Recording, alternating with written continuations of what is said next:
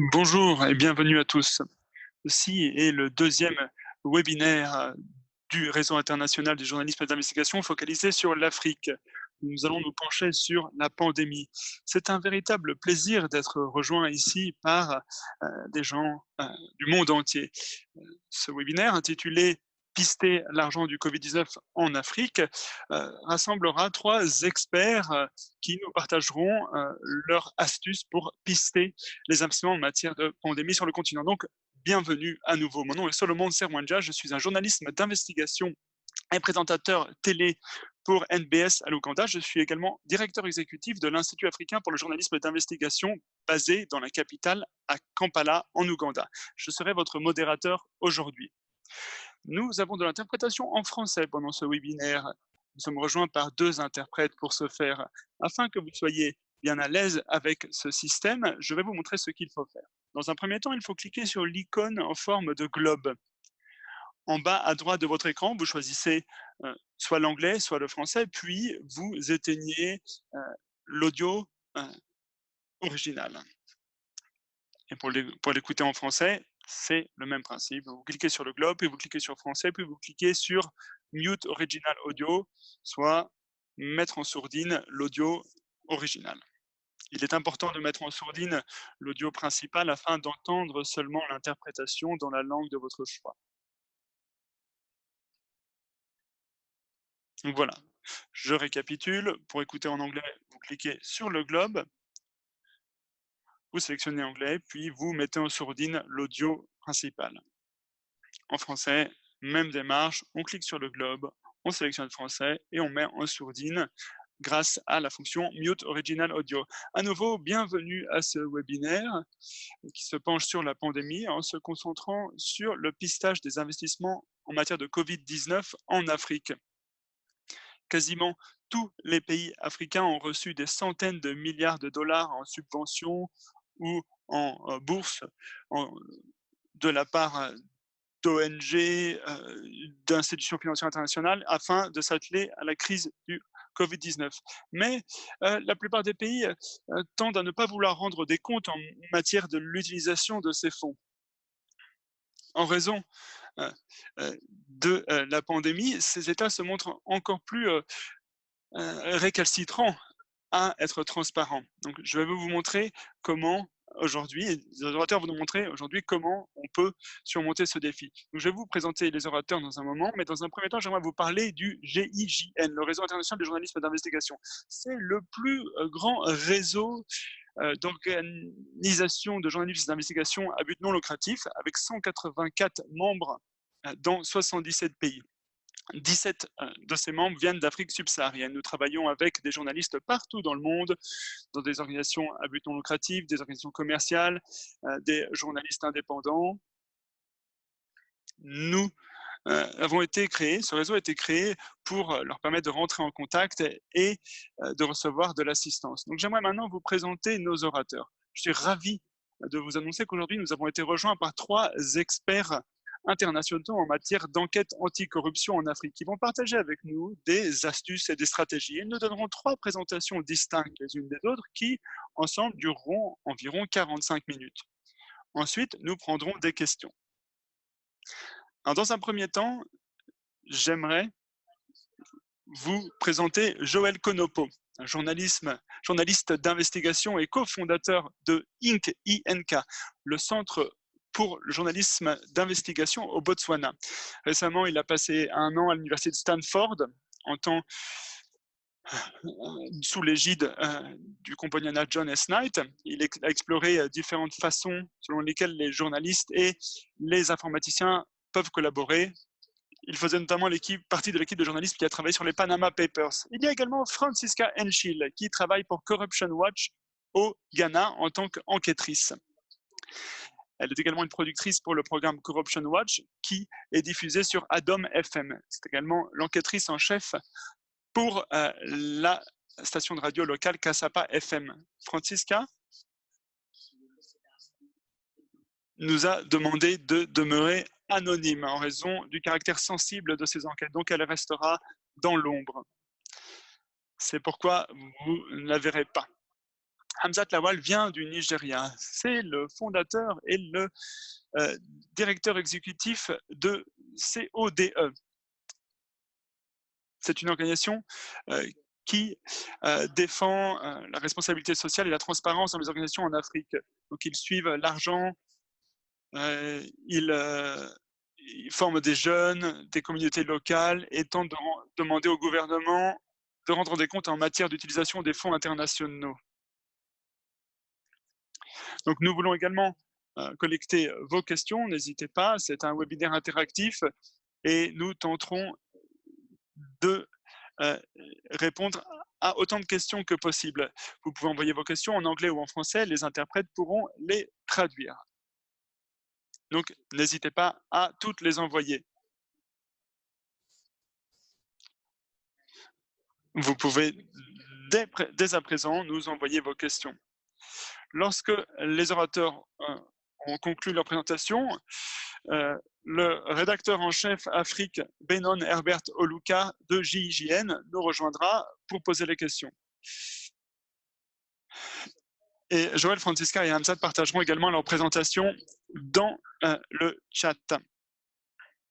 Donc, vous devriez pouvoir être en mesure de suivre tout cela. Merci à tous. Nous allons également enregistrer cette session. Elle sera publiée sur YouTube et sur Facebook. Nous aimerions remercier tous ceux qui nous ont rejoints pour ce webinaire. Je suis vraiment enthousiasmé par la présence de plus de 90 participants et participantes du monde entier. Cela est vraiment très enthousiasmant pour tout un chacun. Donc, dans un premier temps, je vais donner la parole à Joël Konopo.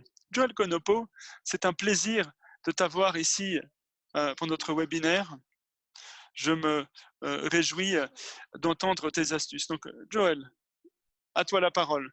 Peux-tu nous parler de tes agissements récents? Et la parole est à toi. Merci. Je suis ravi de vous rejoindre. Je suis vraiment très enthousiasmé de faire partie de ce webinaire, de cette conversation. Notre organisation a été lancée il y a 5 ans, quasiment 5 ans, c'était au mois d'août. Et maintenant, nous nous penchons sur les thèmes liés au Covid-19. Avant de nous pencher sur le vif du sujet, j'aimerais, dans un premier temps, parler brièvement du Covid en général, un aperçu général du coronavirus au Botswana. Et parler également du manque de préparation vis-à-vis de cette situation. Surtout si l'on se penche sur nos responsables politiques qui sont censés répondre à cette situation. On a remarqué qu'il y avait un manque de transparence. Et ce manque de transparence donne lieu à de nombreuses spéculations. Et donc, on se demande quel est l'état de préparation pour l'ouverture des écoles, notamment.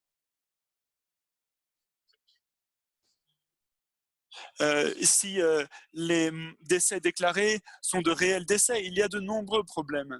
Donc, je ne vais pas en parler de tous ces sujets en raison du temps limité, mais je vais parler des éléments principaux et vous parler de notre action en la matière. Donc, je vais partager ma présentation avec vous. Je vous demande un instant de patience. J'espère que mon écran est partagé. J'espère que vous le voyez.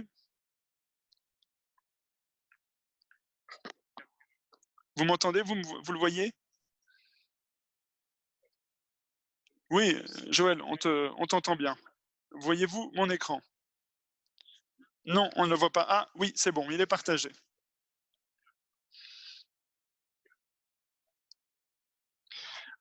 Voici mes données de contact pour ceux qui voudraient poursuivre le débat après cette présentation. Alors, que faisons-nous? Le coronavirus, eh bien,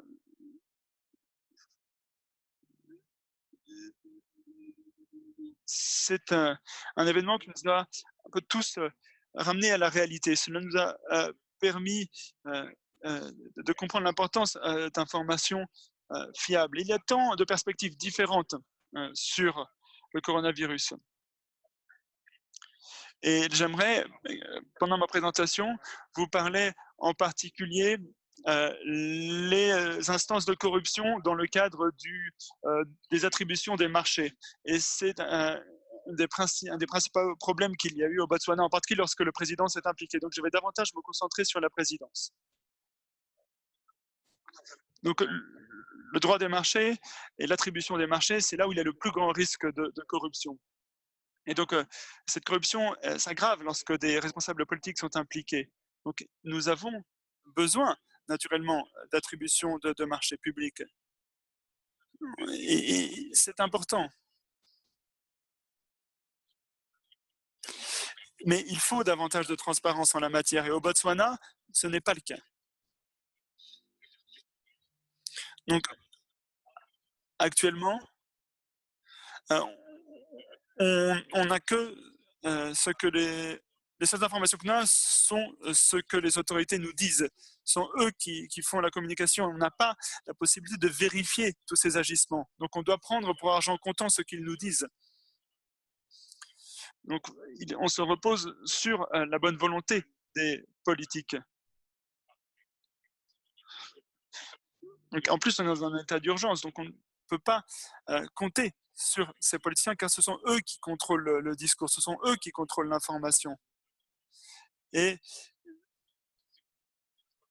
ils tentent de faire régner les mortars. En particulier, ils veulent empêcher les avocats de la transparence de travailler. Voilà la situation au Botswana. Les réseaux sociaux ont été d'une grande aide en tant que plateforme. Les réseaux sociaux nous ont permis de tendre la main à l'opinion publique et de collecter, de diffuser de l'information.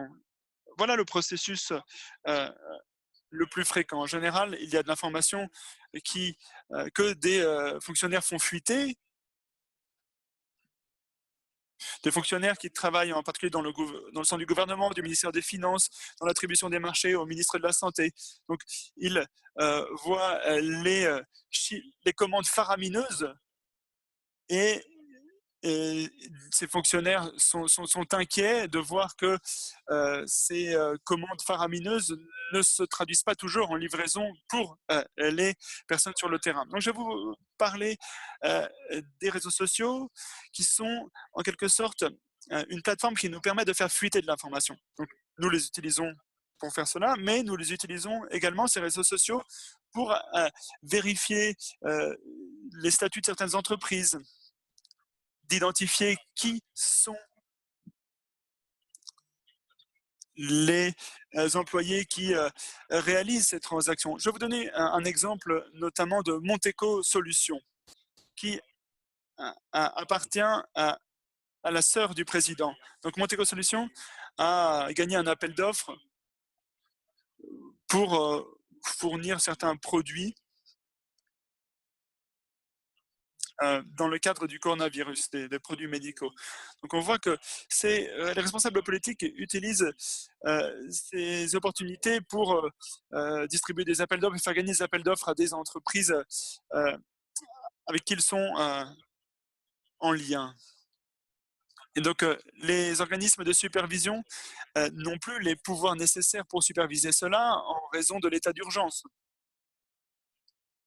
Donc, il faut des journalistes, il faut des avocats de la transparence pour identifier ces cas. Car cette situation donne à certains fonctionnaires, certains politiques, l'occasion de profiter de cette crise. Donc, nous identifions ces informations, puis nous tentons d'en tirer profit, de les analyser. Je vais vous donner un exemple. Notamment, nous allons sur LinkedIn.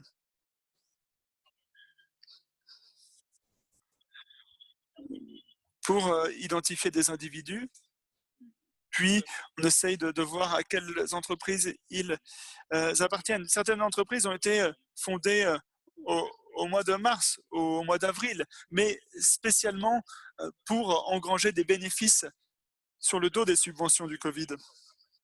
Donc on regarde le registre des entreprises qui est récemment créé.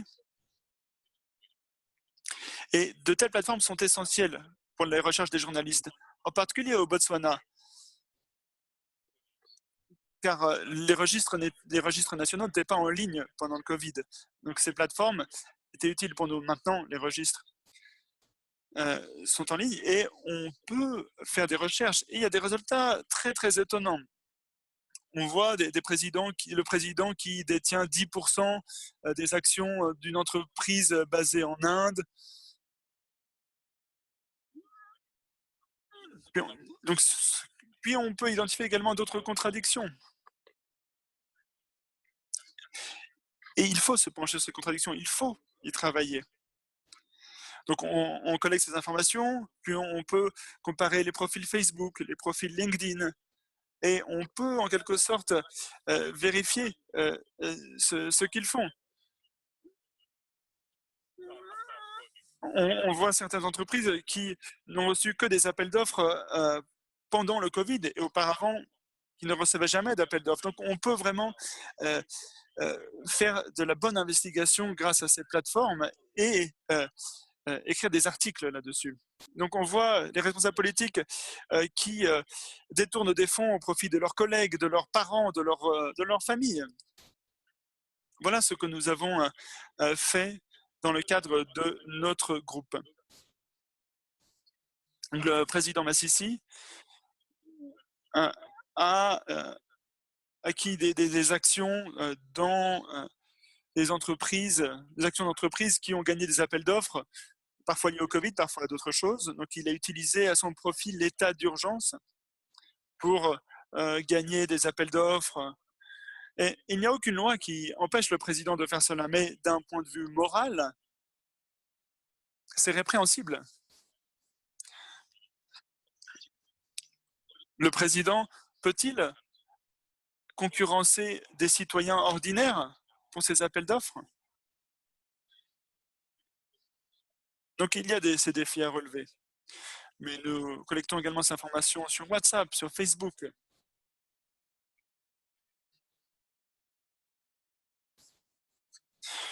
On essaie d'identifier les violations du droit des marchés. On essaie d'identifier l'attribution d'appels d'offres à ses collègues ou à sa famille. Et c'est grâce à ces plateformes que l'on peut identifier ces cas. C'est très important de garder l'œil là-dessus.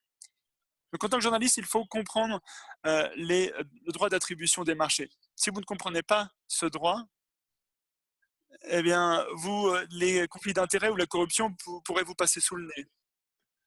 Donc, il faut également comprendre les lois relatives à l'état d'urgence dans votre pays. Donc, il faut comprendre quelles sont les lois relatives à cet état d'urgence, quels sont les pouvoirs du président en la matière. Puis, il faut également avoir des sources au ministère de la Santé ou dans l'organisme qui s'occupe du registre des entreprises.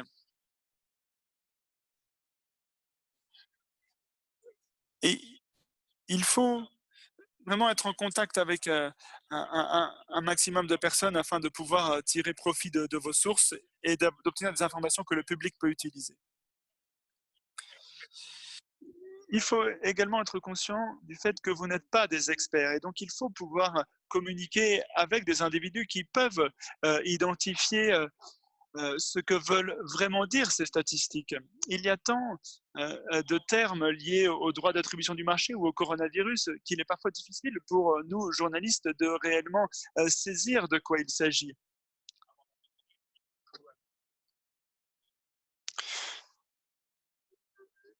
Donc, parfois, il peut y avoir un rapport d'autopsie, mais on n'est pas des docteurs, donc on ne peut pas vraiment savoir de quoi il en retourne. Donc, il faut contre-vérifier vos sources, vos documents avec d'autres experts. Mais il faut également protéger l'intégrité de vos sources et votre intégrité.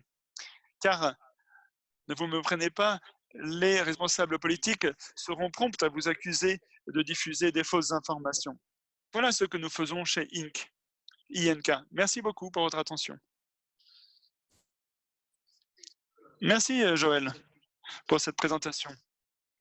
C'est intéressant de voir comment tu as investigué sur cette entreprise et d'identifier les liens avec des parents du président ou la sœur du président. Vraiment, c'est un travail fantastique que vous avez réalisé. Donc, il faut vraiment identifier toutes les entreprises qui ont pu gagner des appels d'offres ou pour gagner des marchés. Donc, vraiment, excellent travail. Donc, c'est également excellent d'utiliser les réseaux sociaux pour identifier de telles entreprises. Si vous venez de nous rejoindre, nous nous penchons actuellement sur l'argent versé au continent africain dans le cadre du Covid-19. Donc, nous partageons avec vous des outils et des astuces qui vous permettent de réaliser votre travail de journaliste d'investigation. Alors, je vais maintenant donner la parole à Francisca Enchil, qui travaille pour Corruption Watch au Ghana en tant qu'enquêtrice. Elle est également une productrice pour le programme Corruption Watch à Adom FM et est enquêtrice principale pour la radio locale Kasapa FM. Francisca, merci beaucoup de nous avoir rejoints. Francisca va demeurer anonyme en raison du caractère sensible du travail qu'elle accomplit. Du moins, nous sommes enthousiasmés par ta présence, Francisca, et tu vas pouvoir partager avec nous quelques astuces relatives au sujet de notre webinaire. Merci beaucoup. Merci beaucoup de m'avoir invité. Donc, nous avons eu notre premier cas du Covid-19 le 12 mars. Et depuis, beaucoup d'événements sont produits dans le pays.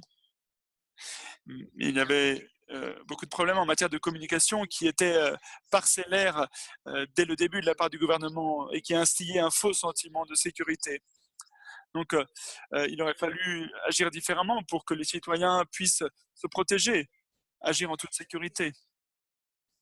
À un moment donné, les citoyens voulaient que le gouvernement soit plus transparent sur les cas positifs, sur les individus testés positifs dans telle région ou telle région. Donc, on aurait aimé avoir davantage de statistiques. Donc, dans une certaine mesure, on ne pouvait que compter sur des images provenant de pays étrangers pour comprendre le Covid-19. Donc, on se demandait même si cette pandémie était réelle ou non. Donc, on n'avait pas moyen vraiment d'obtenir la vérité. Donc, nous, en tant que journalistes, nous estimions que la communication était vraiment lacunaire et ce, d'emblée. Donc, nous avons tenté également de superviser l'argent qui était versé au pays. Donc, je vais vous présenter ma première diapositive. La voici.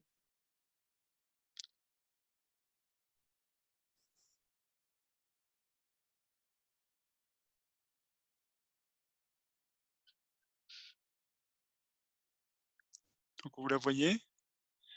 Bon, je vais un petit instant.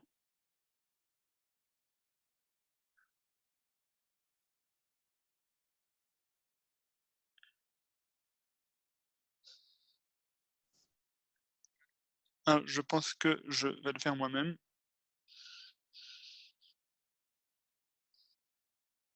Est-ce que vous voyez les slides? Parce que moi, je ne les vois pas. Yes, we're seeing it. Oui, on peut voir les slides, Francesca, mais moi, je ne les vois pas.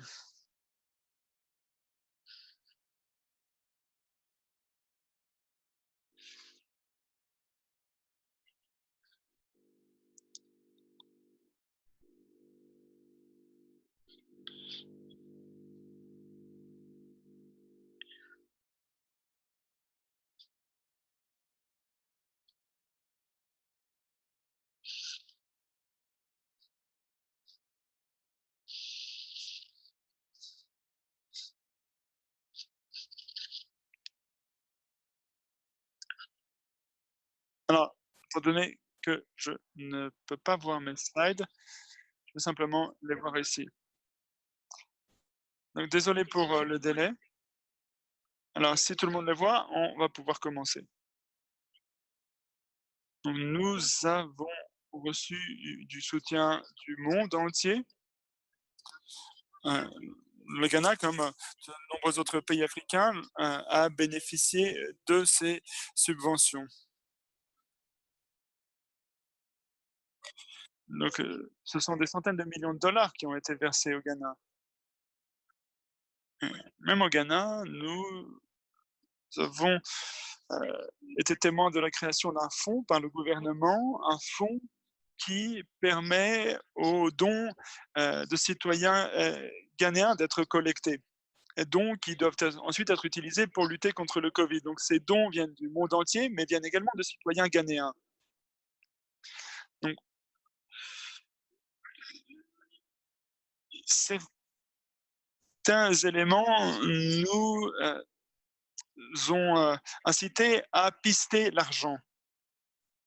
Donc pendant, heu, le confinement, il y a eu une certaine levée de boucliers. Donc s'il y a un confinement, eh bien la population s'est dit qu'ils allaient avoir des problèmes pour s'alimenter. Donc ils ont demandé du soutien en, matière d'alimentaire.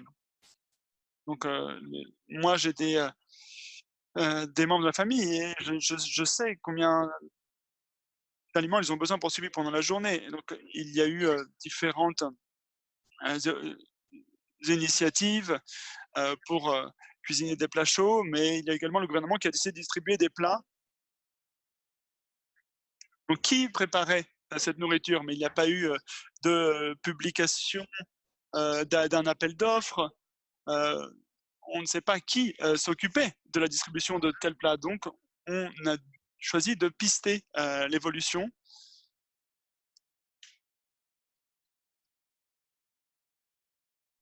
Donc nous avons d'abord vérifié depuis le début. Est-ce qu'on voit là une possibilité de corruption?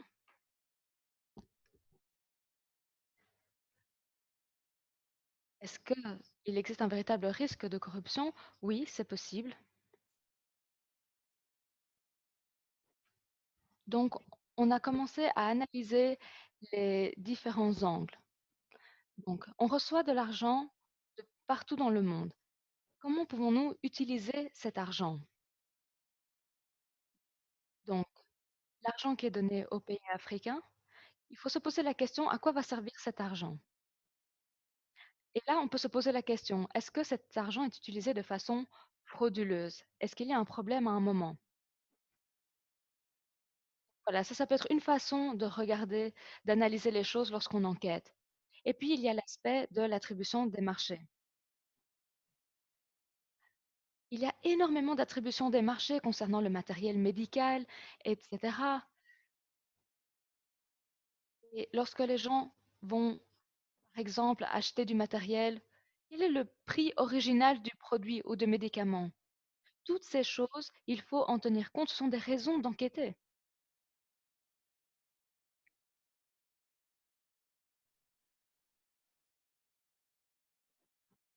Alors, autre piste, c'est l'aspect de conflit d'intérêts. Donc, par exemple, 2 millions de célians Ghana ont été dépensés pour faire de la nourriture, mais qui a gagné le contrat? Ou bien pour produire des PPE, du matériel de protection. Donc, comment peut-on s'assurer que la compétitivité est respectée? Donc là, on est clairement confronté à un conflit d'intérêts. À qui sont accordés les contrats? Tout cela sont des problèmes que nous devons continuer de surveiller, nous, en tant que journalistes d'investigation. Nous devons surveiller ces problèmes. Donc, avant d'avoir des preuves tangibles, nous devons voir si l'information est disponible, car tout n'est pas toujours disponible et publié. C'est censé l'être en ligne. Donc, normalement, vous pouvez tirer vos informations de là sur les sites web, mais parfois, vous n'avez rien du tout. Donc, à partir de ce moment-là, vous devez activer vos sources. Vous devez activer vos sources dans le domaine des gouvernements avec l'industrie pharmaceutique ou bien dans le domaine de la santé. On dépend vraiment d'eux, parce qu'on en a besoin pour le matériel de protection notamment. Ils peuvent vous aider en vous donnant des informations. Les médecins, les infirmières par exemple, tous les officiels notamment, ils ont ces informations et ils les cachent des citoyens. Donc si vous avez des contacts dans le secteur de la santé, vous pouvez relayer l'information. C'est ainsi que nous, on reçoit nos informations.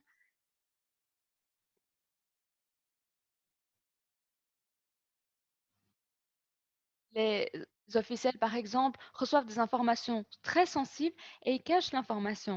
Donc ça, c'est de l'information que nous, on peut obtenir. Et ça peut nous aider à exposer, dévoiler ce qui se passe. Par exemple, concernant nos contacts dans le domaine de la santé, ou encore ils étaient en contact avec des officiels, ça nous a beaucoup aidé. On a obtenu des informations et elles ont été rendues publiques, mais à la base, nous avaient été cachées. Donc voilà, ces sources nous aident énormément à documenter, à trouver des preuves et à exposer la vérité. Donc maintenant, concernant une mauvaise utilisation des fonds, où devons-nous regarder au sein des organisations internationales ou du gouvernement?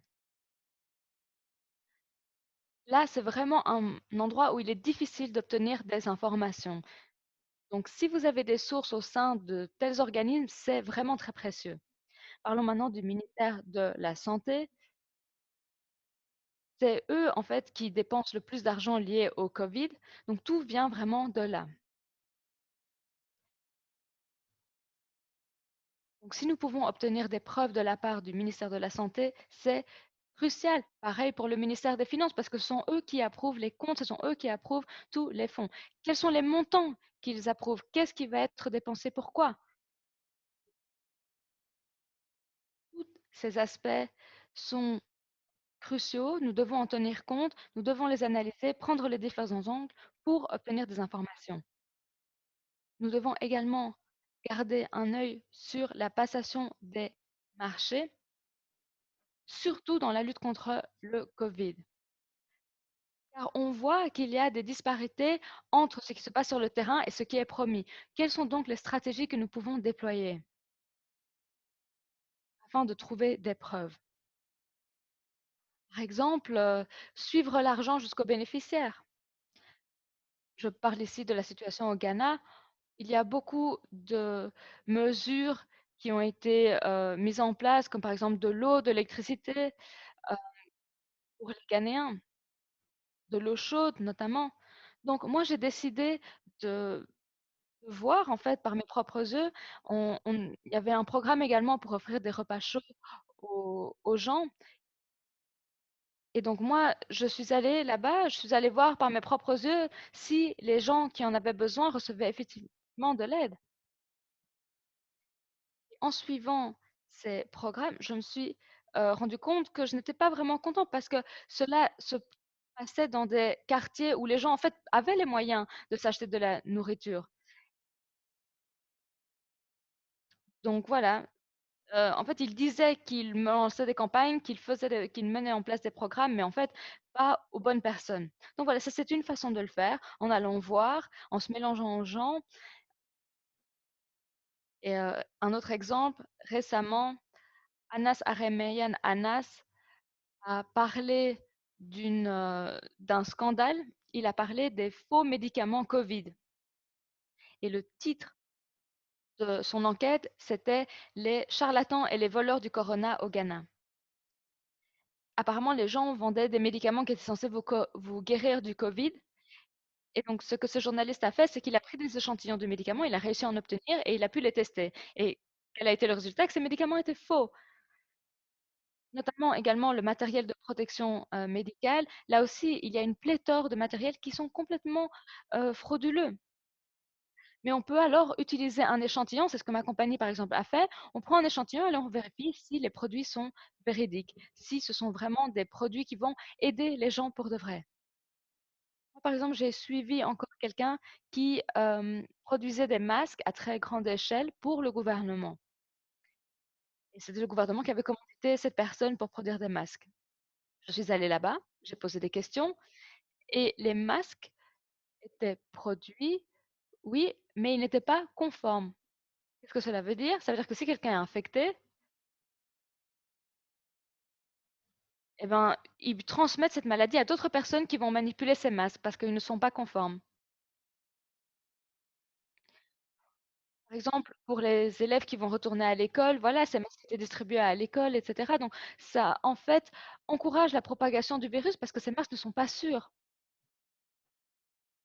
Donc, si on est capable de prendre des échantillons de cela et de les analyser, et si par exemple on constate que lors de la production de masques, les ouvriers qui les produisent ne se protègent même pas, ça représente un véritable danger. Ou bien si les enfants vont à l'école ou bien à l'hôpital et puis le virus continue à se propager ainsi, c'est important d'être au courant, d'avoir des échantillons, de les faire vérifier et de savoir ce que le gouvernement est en train de faire. Est-ce que les normes sont respectées? L'autorité chargée des normes va peut-être éviter de nous donner les informations pertinentes, mais nous, en tout cas, nous essayons donc de le faire. Il faut tester donc tous les échantillons des produits qui sont vendus dans le cadre de la lutte contre le coronavirus.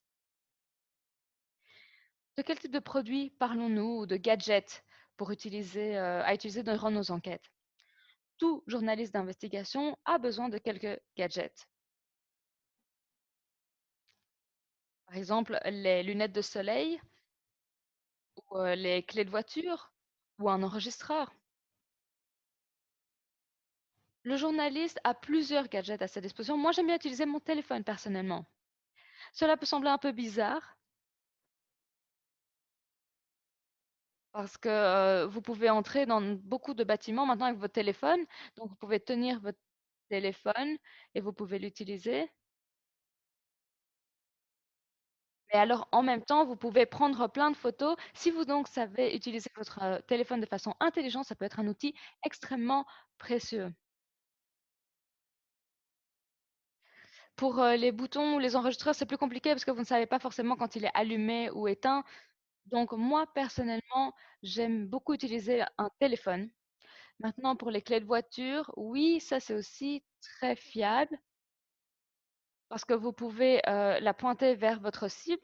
En ce qui concerne les lunettes, oui, si vous essayez de capturer quelque chose de loin, oui, alors les lunettes seront utiles. Pour les enregistreurs, oui, parfois ça peut être utile, mais le problème c'est qu'ils capturent tous les sons environnement, donc ce sera peut-être très difficile d'avoir un fichier audio de qualité. Parce qu'après, si le fichier audio n'est pas de bonne qualité, il est inutilisable. Donc voilà, c'est difficile d'avoir une qualité audio irréprochable.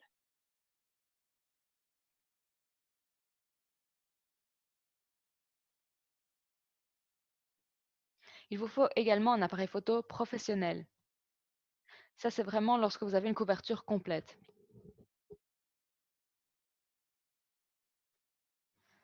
Pour ça, vous avez besoin donc d'une couverture et alors vous pourrez utiliser un appareil photo professionnel.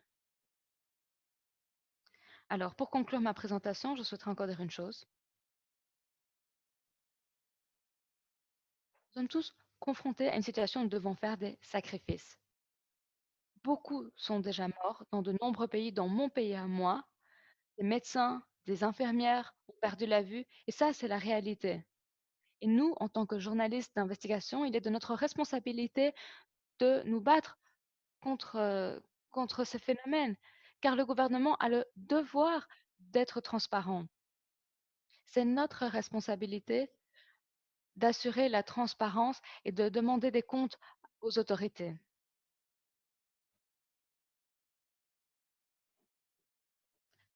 Et un journaliste d'investigation doit donc rassembler des preuves, etc. Et c'est la raison pour laquelle les journalistes d'investigation œuvrent pour le bien, ils mettent leur vie en danger pour sauver celle des autres. Donc voilà, c'est la fin de ma présentation. Merci beaucoup. Francisca, merci beaucoup pour ta présentation. C'était assez costaud. Merci beaucoup pour cette présentation. Nous apprécions beaucoup ta contribution. Merci d'avoir pris le temps de nous parler de cette question. On ne peut pas t'entendre. Ok, merci. Merci Francisca d'avoir fait part de tes réflexions. Il y avait beaucoup d'informations dedans, surtout concernant les gadgets. Merci pour tous les conseils que tu nous as prodigués, aussi concernant notre responsabilité en tant que journaliste d'investigation. Je pense que tu as soulevé des points très intéressants, des choses auxquelles nous devrions prêter attention. Donc, nous partagerons toutes les présentations, je tiens à le rappeler. Donc, ne vous inquiétez pas, vous recevrez tout. Je souhaiterais maintenant vous présenter Hamzat Lawal. Nous sommes ravis de t'avoir aujourd'hui parmi nous.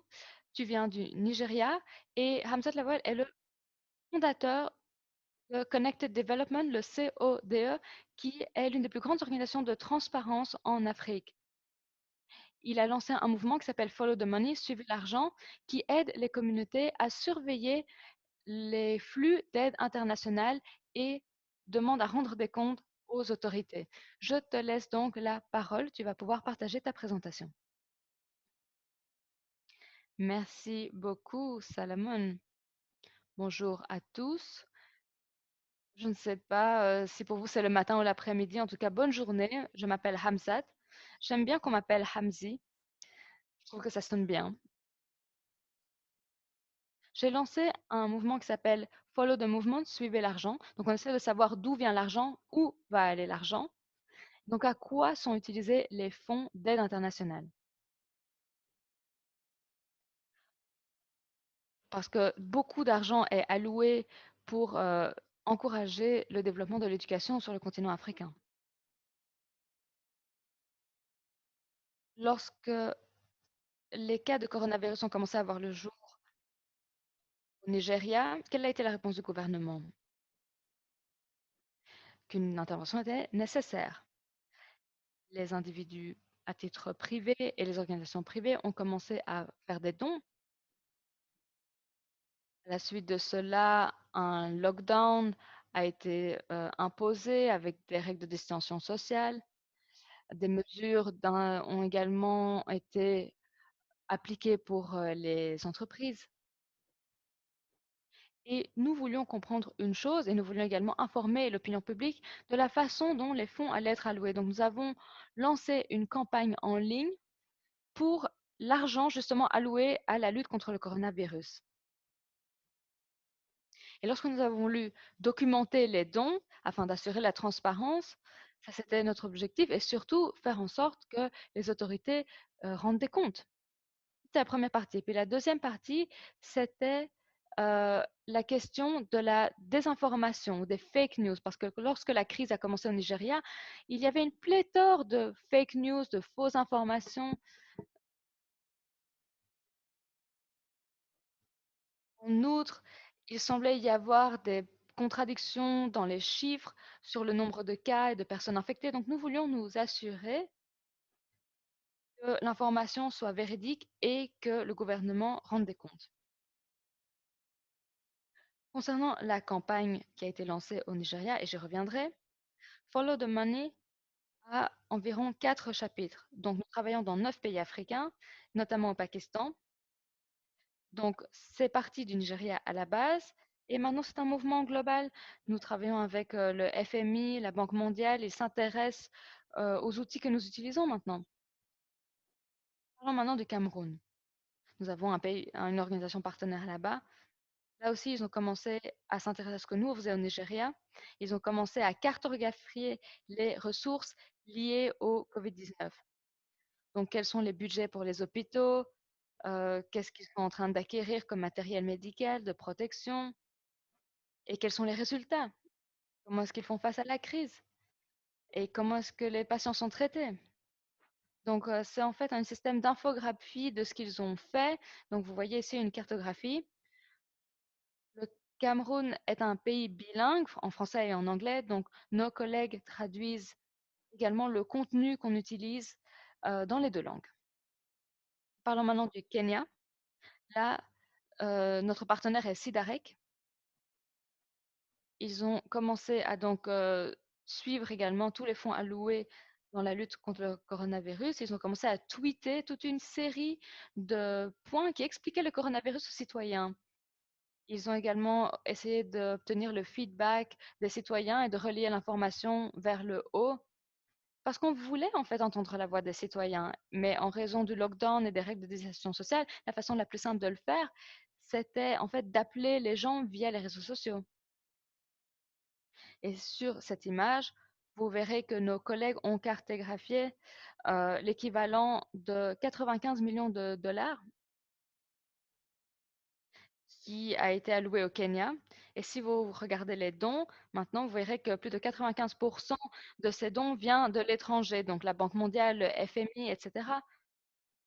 Les dons au niveau local ne représentent que 5% du total. Donc, qu'est-ce que cela nous dit en fin de compte? Que les dons pour le Covid-19 vont avoir un impact sur l'économie africaine et que la dette du continent va augmenter. Voici nos collègues du Libéria. Ce qui est intéressant là-bas, c'est que nos collègues font également partie d'un groupe de travail gouvernemental et qui s'assure que, par exemple, qu'il y ait des infrastructures pour se laver dans l'espace public, au marché notamment. Et si vous voyez cette cartographie, vous verrez que la Banque mondiale a donné 5 millions de dollars, que le programme des Nations unies a également donné de l'argent. Donc voilà tous les programmes d'aide internationale pour le développement. Nous avons également cartographié au Libéria des acteurs comme l'OMS ou bien d'autres donateurs privés. Mes collègues cartographient également et documentent tout ce qui peut être répertorié. Parlons maintenant du Zimbabwe. Là, nos collègues ont travaillé avec le ministère de la Santé. Ils ont pu utiliser leurs données pour informer l'opinion publique. Donc, quels sont les points les plus importants? Quels sont les foyers? Et nos collègues ont mis sur pied un outil pour contacter les gens qui sont infectés. Donc, ça, c'est très utile au Zimbabwe. Donc, 1 million de dollars a également été alloué à la lutte contre le coronavirus au Zimbabwe. Le gouvernement, l'UE, les donateurs privés, les institutions privées, l'ambassade américaine ont également fait des dons et partagé leurs ressources avec le gouvernement au Zimbabwe en réponse à la crise du coronavirus. Donc voici maintenant le Nigeria. Nous avons un registre là-bas. Quoi a-t-il fait? De 11 millions de personnes qui vivent en dessous du seuil de pauvreté. Ce sont des gens qui vraiment n'ont rien, qui ont moins de 1 dollar par jour. C'est un peu plus de 300 dans notre monnaie locale. Donc, les collègues du programme de sociaux ont aidé et lorsque la crise a vu le jour, ils ont dit, OK, qu'est-ce qu'on peut faire? Nous avons 1,2 million de ménages qui sont aujourd'hui dans la détresse. Et donc, nous avons pu avoir accès à l'information et nous avons cartographié cela pour le Nigeria parce qu'avant, nous avions des données, mais nous n'arrivions pas à les recouper. Nous ne savions même pas comment nous pouvions avoir accès à l'information. Je souhaiterais encore souligner un point. 56 millions ont été dépensés sur ce programme durant le lockdown. 56 millions. Et on avait du mal à avoir du feedback en fait des gens qui ont pu obtenir cet argent. Donc le gouvernement a également dépensé beaucoup d'argent pour acheter du riz, de la nourriture, des produits pour les ménages à distribuer aux pauvres et aux gens infectés. Voilà des photos de gens qui sont traités pour le coronavirus. Donc, beaucoup de biens, de nourriture ont été distribués et notre organisation essaye de tracer tout cela. On essaye d'avoir des retours, du feedback de ceux qui ont assisté à tout cela. Et en rassemblant tous ces détails, donc, on essaie d'avoir un maximum de témoignages aussi et de les relier directement au gouvernement. Ou en plus, on les met sur les réseaux sociaux via Twitter, Facebook, etc. Ça, c'est une ministre au Nigeria. Elle était, c'était à la capitale et on avait une discussion Et on a parlé de ce qu'on pouvait faire dans le cadre de la lutte contre la corruption. Et je lui donnais des conseils également dans la révision de la stratégie gouvernementale. Donc, nous avons un dialogue permanent. Parlons des jeunes, ils sont très engagés, ils sont toujours en train de poster des trucs sur les réseaux sociaux. C'est ainsi que nous avons pu cartographier tout cela, avoir accès aux données également. Et lorsqu'on voit que les gens commencent à s'engager, les jeunes surtout, qu'ils commencent à donner du feedback dans le cadre de la lutte contre le coronavirus, ça a vraiment créé un mouvement, un élan où ils ont des revendications, ils veulent qu'on améliore le système de santé. Donc, il y a tout le côté privé dans notre pays avec la Banque centrale et avec un homme particulièrement qui est très riche qui s'appelle Kakufitsu. Il a réussi à mobiliser plus de 50 millions de dollars. Ils ne savent pas très bien comment est-ce qu'ils vont utiliser encore cet argent. Donc, il semblerait qu'il y ait un manque de coordination entre le gouvernement et les acteurs privés.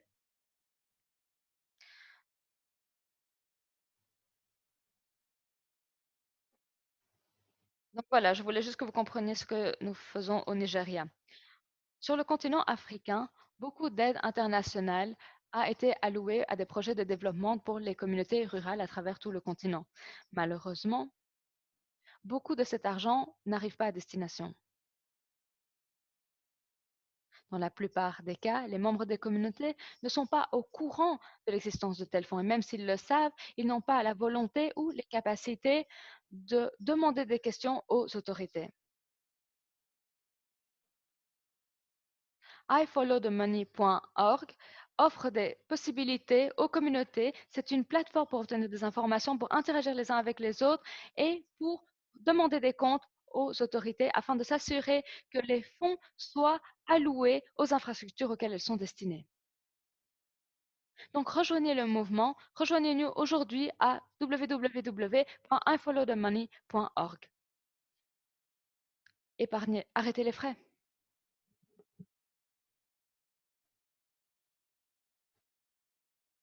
Voilà pour conclure. Nous avons cette plateforme iFollowTheMoney avec plus de 6000 participants et espérons que ces chiffres vont encore augmenter.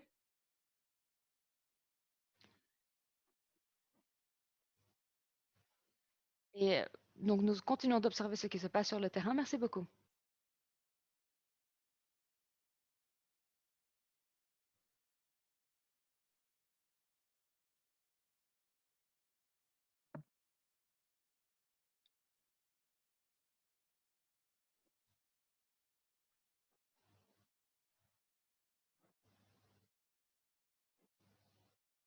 Merci d'avoir partagé ta présentation fantastique. C'est vraiment rassurant de savoir qu'il existe un tel mouvement en Afrique sur les questions de transparence et de responsabilité. Nous serions ravis d'avoir une conversation un peu plus tard avec toi. Comment nous pouvons continuer de développer les choses. Hamzat, merci beaucoup pour cette présentation. Je souhaiterais maintenant inviter mes collègues, Benon Herber Oluka, mon collègue. Nous allons écouter vos questions, essayer d'y répondre. Nous souhaiterions écouter vos contributions par rapport aux présentations. Donc, Benon Herber Oluka va modérer maintenant cette question. C'est lui qui va s'occuper du Q&A. Merci, Solomon. Bienvenue à tous. Nous sommes ravis d'avoir des participants de partout, du monde entier. Nous avons reçu une pléthore de questions.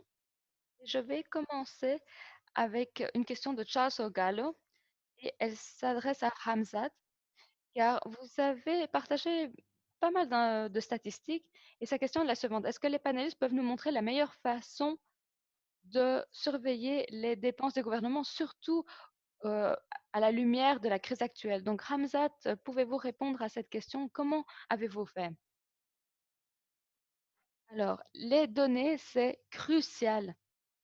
Bien sûr, les défis sont nombreux en raison de la crise du coronavirus par obtenir des informations, mais nous faisons de notre mieux et c'est lié à ce que Francisca a dit. Donc, il nous faut des contacts. C'est ça la clé.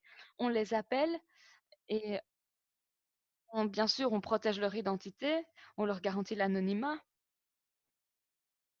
Et nous avons également des contacts avec des journalistes, avec des organes de presse, et nous essayons d'utiliser toute publication, tout ce qu'on peut trouver de façon publique.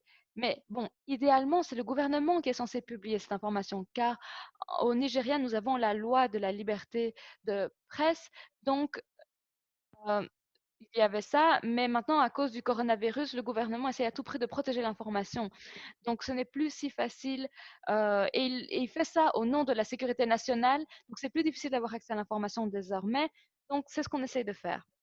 Donc, on fait des demandes au gouvernement, mais à cause du Covid-19, c'est très difficile d'obtenir des informations de la part du gouvernement. Mais sur Twitter et Facebook, de façon assez intéressante, le gouvernement répond. Donc, on pose des questions et puis il publie des données. Donc, c'est ce qui s'est passé, par exemple, avec l'administration des taxes ou avec la coopération pour le pétrole, etc. Donc, c'est possible d'y répondre. Oui, alors j'ai une question pour répondre encore à cela. Quel genre de documents ont été les plus utiles à tes yeux? Est-ce que c'est d'avoir les budgets des ministères de santé, les contrats, ou bien dans le cas du Nigeria, par exemple, euh, quel genre d'informations avez-vous rassemblé? Quel genre de documents les journalistes devraient essayer de trouver? Qu'est-ce qui leur donnerait la bonne information? Alors, pour ceux d'entre nous qui suivent l'argent, eh bien, je dirais que autant,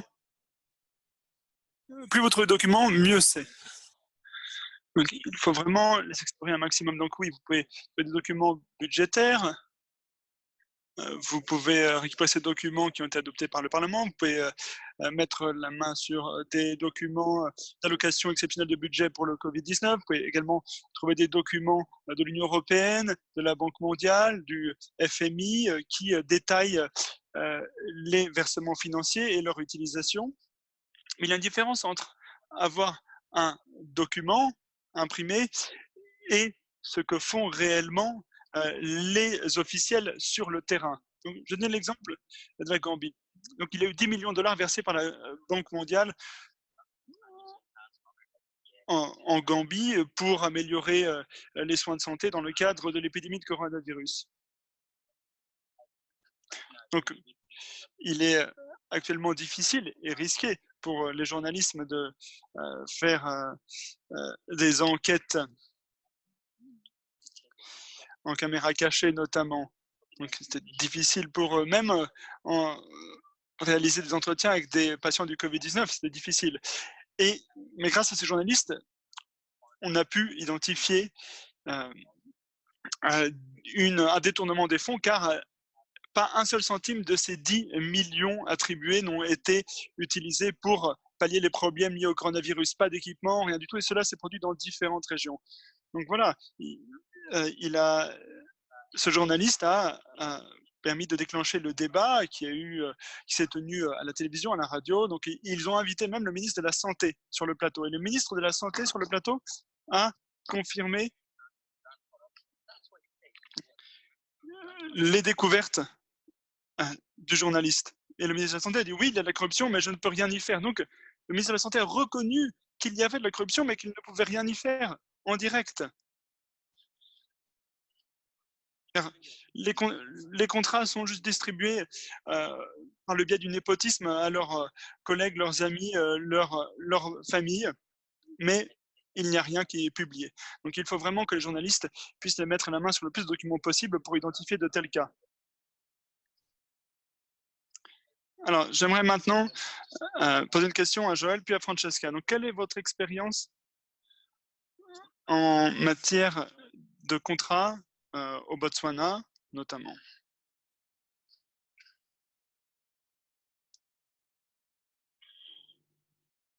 Oui,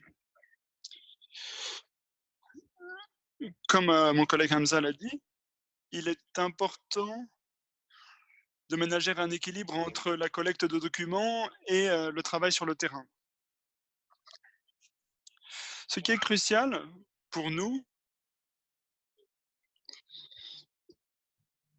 eh bien, c'est d'utiliser les réseaux sociaux et la connexion via Internet, en particulier Facebook.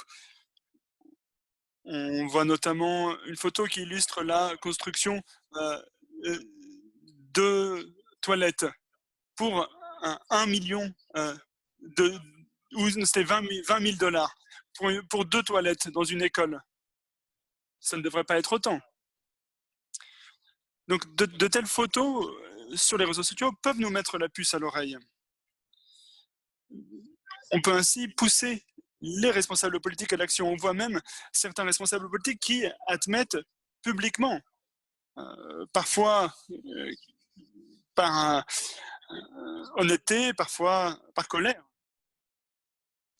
Donc oui, quant aux documents, eh bien, nous comptons sur les réseaux sociaux pour les obtenir. Parfois même sur les réseaux sociaux, certaines personnes font fuiter des contrats, des appels d'offres. Ou parfois même ce qu'on appelle des rendez-vous directs. Ce sont des documents qui nous permettent de suivre les agissements au sein du ministre des Finances, au ministre de la Santé. Donc, on peut vraiment collecter ainsi toutes les fuites qui sont organisées par des fonctionnaires. Et de telles fuites sont omniprésentes. On peut vraiment en tirer profit. Vraiment, il s'agit de tirer profit de ce qui est fuité sur les réseaux sociaux et d'en faire ensuite un article. C'est ça, ce qui est difficile. Et pour le journalisme d'investigation, c'était une période vraiment enthousiasmante. Francesca, je sais que tu as travaillé également sur des documents. Quel type de contrats récupères-tu? Comment les récupères-tu? Comment peux-tu les transformer en histoire? Comment entrent-ils en ligne de compte dans ton travail? Au Ghana, il y a eu des contrats qui avaient pour vocation de devenir des appels d'offres. Mais lorsque l'on se penche sur l'attribution de ces marchés, eh bien, on voit qu'il n'y a pas réellement d'appel d'offres. Il y a simplement un individu qui s'est porté candidat qui a récupéré le contrat. Alors que ce devait être un appel d'offres compétitif et chacun devait pouvoir avoir un bon accès à cet appel d'offres. Donc, il faut pouvoir analyser cela. Et dans le cadre du Covid-19, il n'y a pas cette transparence. Et le gouvernement justifie l'absence d'appel d'offres par le manque de temps. Il justifie l'attribution de marchés par le manque de temps. Et c'est là qu'il y a la corruption qui survient, car on peut attribuer ce marché à un ami ou un membre de la famille. Et par simple fait du népotisme, pas parce qu'ils peuvent nous livrer les équipements de protection personnelle ou le matériel nécessaire à temps. Non, ce n'est pas ça qui se produit. Donc il y a vraiment une subversion du processus d'attribution du marché et le gouvernement saisit ces opportunités pour accorder des contrats à tout à chacun.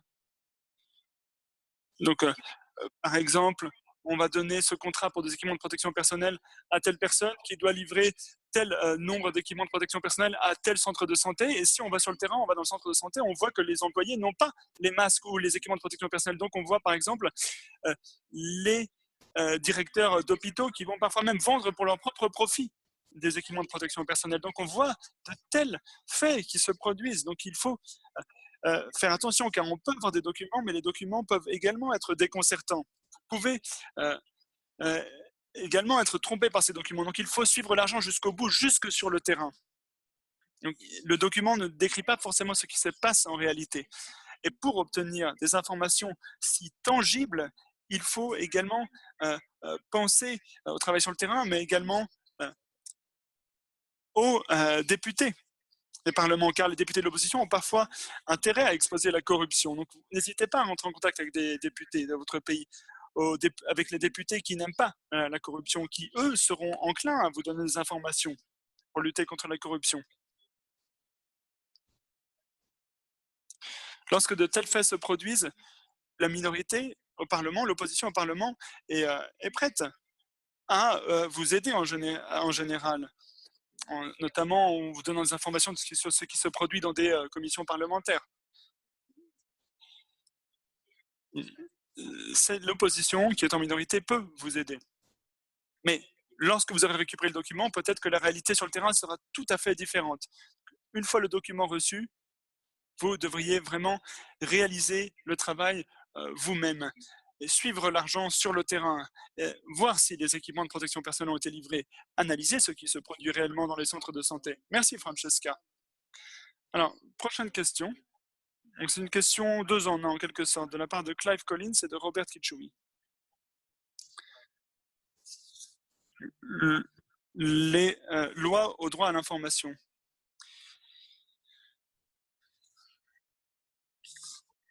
Alors, il s'agit en particulier d'une ressource du GIGN relatif au droit à l'information dans différents pays. Donc Robert demande si les pays qui n'ont pas ce droit à l'information peuvent utiliser ce cadre pour récupérer des documents pertinents. Clyde Collins, quant à lui, mentionne également les pays qui n'ont pas de tel droit à l'information et pour de tels pays, eh bien, il est difficile d'obtenir de l'information et parfois les responsables politiques qui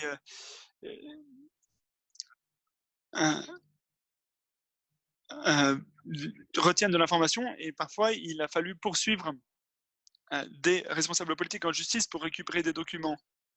Par exemple, sur l'attribution d'un contrat pour 400 voitures. Car il y a parfois des responsables politiques qui violent ce droit à l'information. Même quand ce droit à l'information est avéré et a été adopté dans le pays, parfois les politiciens cherchent à l'entraver.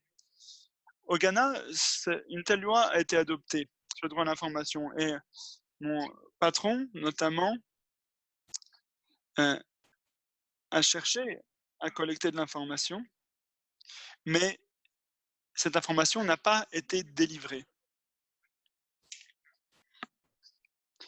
Je connais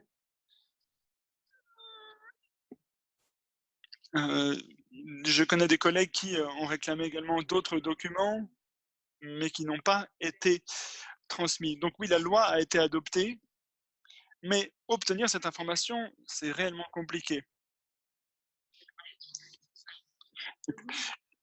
Et maintenant, nous pouvons même trouver les documents vous-même. Vous pouvez, mais le plus important, c'est de l'analyser, le document.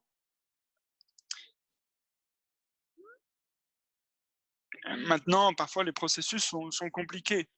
Vous devez envoyer une lettre au ministère, donc il faut d'abord l'envoyer au secrétaire ou au secrétaire qui vous dira oui, je prends note de votre demande, je l'enverrai à la personne concernée.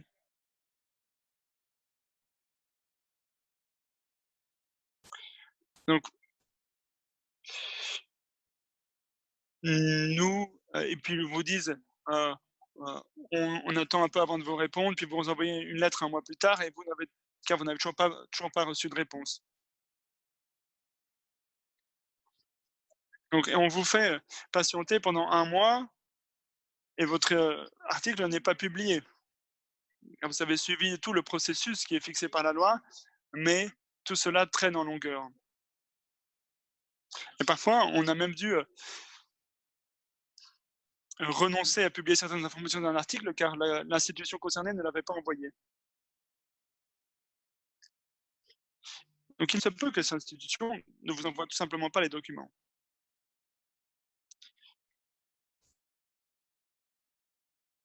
Donc moi je dis qu'il faut le plus souvent compter sur ces sources. Il faut comprendre que bien que la loi ait été adoptée, on n'a pas pu obtenir les informations nécessaires. Le plus important est de renforcer vos relations avec vos sources et analyser toujours ce qui anime les personnes sur lesquelles vous tentez d'enquêter.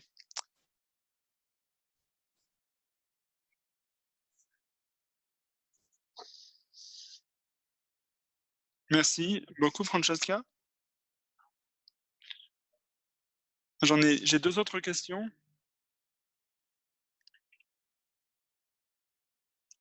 J'ai une question de Natchaproui. nous dit nombre de ressortissants dans les pays africains sont récalcitrants vis-à-vis des mesures contre la pandémie. Donc, comment peut-on les aider à adopter de telles mesures? J'ai une autre question également de Edna, nous dit, dans le cadre des remarques liminaires, Solomon a dit que certains pays ne veulent pas faire preuve de transparence,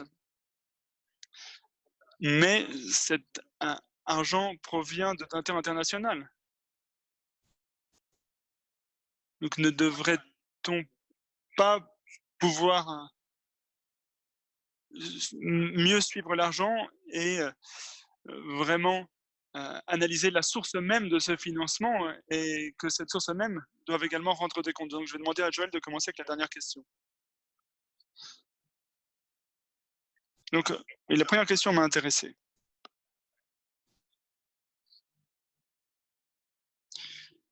Donc, cette pandémie, à l'instar de celle du VIH, eh bien, l'information se diffuse, elle est présente sur les télévisions. Ma fille de 3 ans est consciente du coronavirus, elle le voit à la télévision. Il y a une certaine fatigue vis-à-vis des informations. Et, et parfois, les citoyens ne suivent plus les instructions, on ne se lave plus autant les mains, notamment quand il y a une certaine fatigue, un certain épuisement. Donc, ce que nous avons fait, c'est rédiger des articles, des rapports spéciaux sur le coronavirus, et nous les avons appelés rapports spéciaux confinement. Et nous avons choisi tout simplement de s'écarter de la voie officielle. Nous avons décidé de communiquer directement avec les communautés locales, identifier ce qu'elles pensent du virus. Donc ça donne une perspective nouvelle.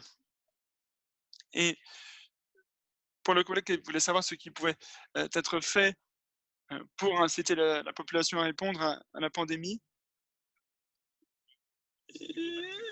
eh bien, je pense qu'il est bien d'aller parler aux communautés. Aller, par exemple, parler aux paysans de la brousse. Comment eux luttent-ils contre le coronavirus? Qu'est-ce que la distanciation sociale pour eux? On peut écrire un article intéressant, mais on peut également en tirer des enseignements. Voilà pour ma réponse. Merci Joël.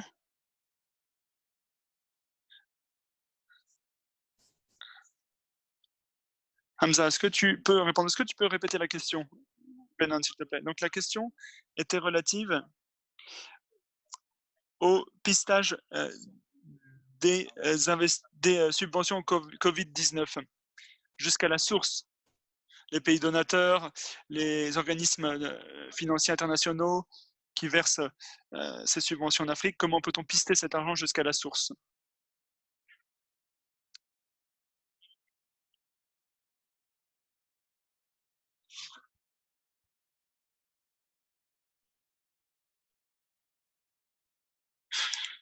Donc, l'argent lié aux subventions pour lutter contre le Covid-19 vient de pays donateurs, d'organismes financiers internationaux. Comment fait-on pour pister l'argent jusqu'à cette source? C'est une question posée par Etna. Comment remonter jusqu'à la source de cet argent en tant que journaliste d'investigation?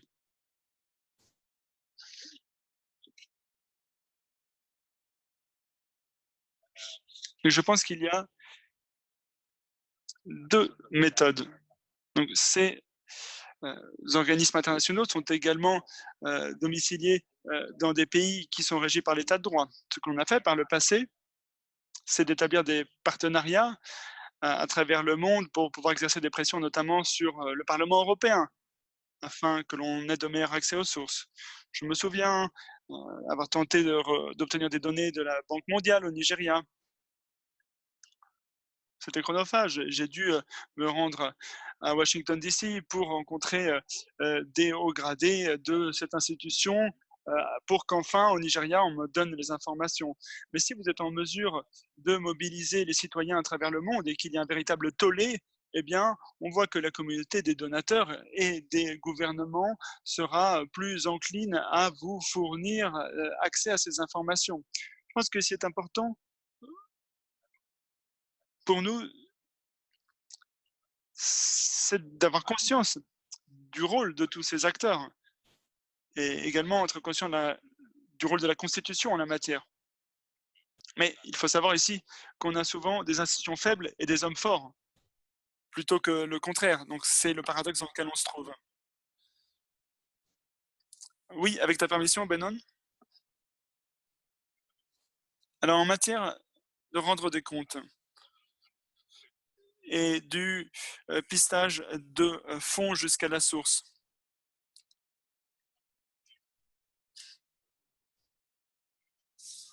est-ce que tu m'entends? On prend l'exemple de Bill Gates notamment et des contradictions liées à son action, car il investit mais il en bénéficie également.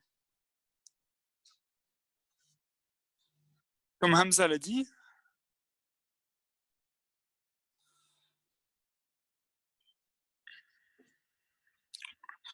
on sait que cet argent euh, nous est versé par euh, des philanthropes en quelque sorte. Ce n'est pas versé par des organisations terroristes comme Al-Qaïda. Donc ces institutions qui euh, donnent des fonds au gouvernement, eh bien, sont de bonne volonté. Ils veulent améliorer la santé des Africains. Donc si vous vous rendez sur leur site web et que vous consultez leur historique, vous vous rendrez compte que ce sont des, des institutions qui vous permettent d'avoir accès à ces sources de financement. Donc, pour moi, il s'agit principalement des utilisateurs de ces fonds qui doivent rendre des comptes. Donc, par exemple, aller en Gambie, comme il a été dit, d'aller voir dans les communautés et de contrôler comment l'argent a été utilisé.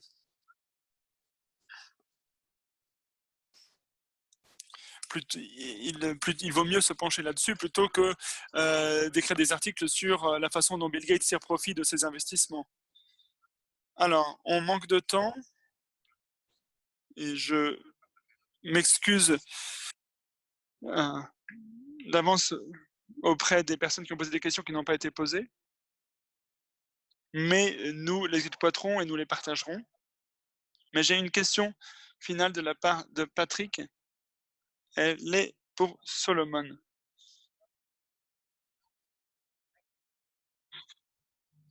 Alors, les députés sont censés superviser les investissements du gouvernement. Et dans le cadre du Covid-19, quel était le rôle des députés en matière de supervision de ces fonds et de l'attribution de ces fonds pour lutter contre le Covid-19? Donc Solomon a mené une enquête qui a montré que des membres du Parlement ont détourné jusqu'à 3 millions de dollars pour leur propre profit. Donc Solomon, dans le sillage des investigations, quels sont les enseignements que tu as tirés et quelle a été la véritable incidence de cette enquête? À toi la parole. Merci Benon pour cette question. Alors, pour nous tous, en tant que journalistes d'investigation, c'est de se pencher également sur les détails. Donc, il y a des processus au sein de chaque Parlement. Il y a une adoption de certains budgets. Parfois, ils utilisent en quelque sorte un sabir parlementaire. Et souvent, les journalistes d'investigation qui se penchent sur ces questions regardent les budgets adoptés, les lois adoptées, mais ils ne se penchent pas sur les détails de l'adoption de telle loi ou de tel document. Ils n'analysent pas précisément le processus d'adoption du budget ou de la loi. Et c'est ce qui est au cœur du journalisme d'investigation. Ce sont des parlementaires, ce sont des députés.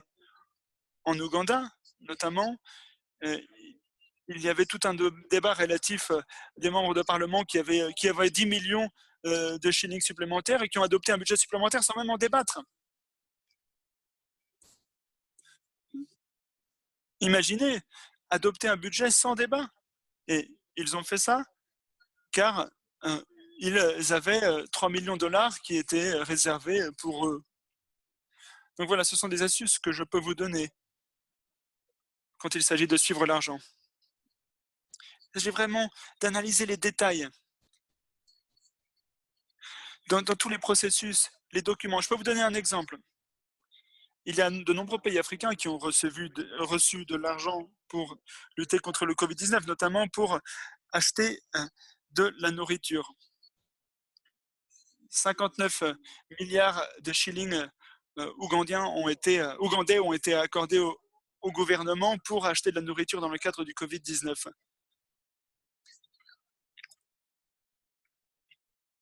Mais il y a également eu des soutiens des entreprises qui ont donné aux communautés. Donc il y a de la nourriture qui a été donnée aux communautés, de l'équipement médical. Et des entreprises ont fait cela pour aider la communauté. Donc ces 59 milliards de shillings qui devaient être dévolus à, à l'approvisionnement en nourriture pour la population, mais qu'en est-il advenu? Donc, il faut également comparer également les budgets additionnels qui ont été adoptés et comparer également ces budgets supplémentaires qu'on a adoptés aux subventions qui ont été accordées et voir à quoi ont servi ces budgets supplémentaires. Et vous serez parfois surpris. Oui, car il est facile pour les députés de se rendre dans leur circonscription et de dire que le sort de leurs citoyens leur tient à cœur, mais il faut vraiment se pencher sur les processus, sur le détail des documents. Et c'est là que j'aimerais vous interpeller. Vraiment, vous tous, journalistes d'investigation, creusez plus profondément, creusez au cœur des documents, creusez au cœur des processus pour identifier là où l'argent a été alloué.